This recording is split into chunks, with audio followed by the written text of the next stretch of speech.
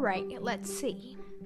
So last year I went for a full year to the USA, learned about the American culture, represented my country, met wonderful people, traveled across California, and faced challenges that I would never have faced in Morocco.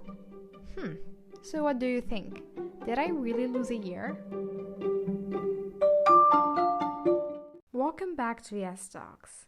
This episode is all about that specific question that probably crossed every single yester's mind. To know more, sit back, relax, and listen.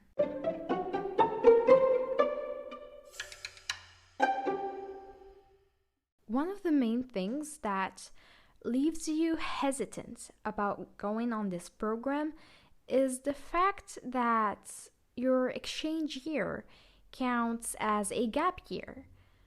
Lately, multiple people have asked me on my Instagram how I felt about losing a year, and by the end of this episode, you would have my answer.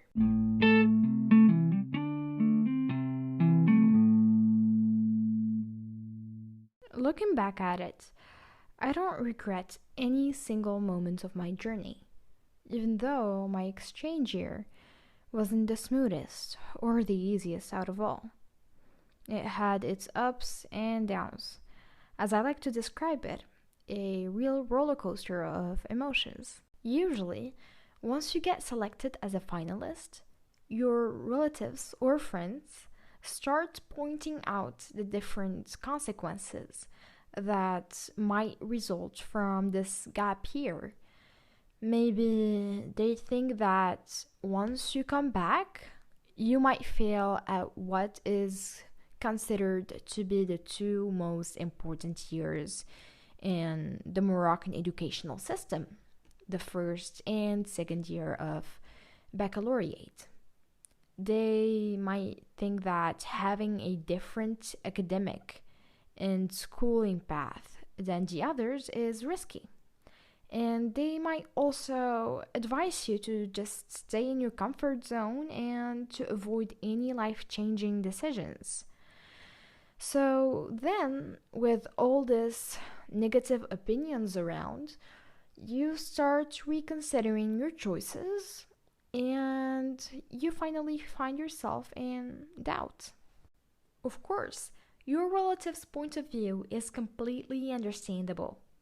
But what they ignore is that the things you are going to learn during that year is greater than anything a Moroccan school can teach you.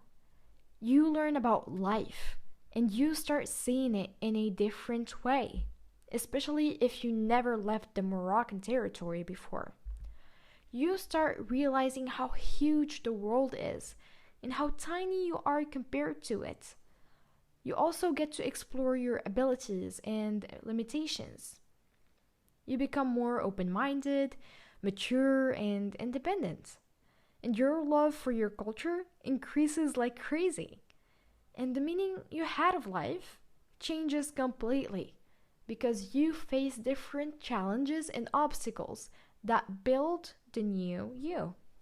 And on top of that, you improve your English, which is going to help you eventually in your career. Alright, I'm not telling you that coming back to your country would be easy peasy. You are still going to experience what we call reverse culture shock in some way or another, which I'm going to talk about in a future episode. Don't worry. But just to mention that this thing never stopped any yeser to pursue his dreams and to succeed in life. It won't stop me, and it won't stop you neither. And remember, life is all about taking risks.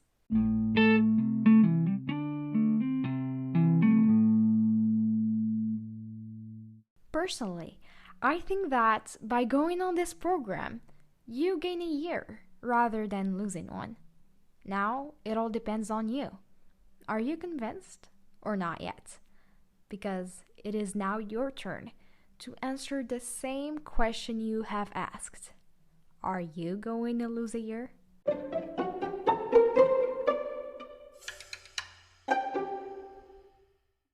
my episode came to its end.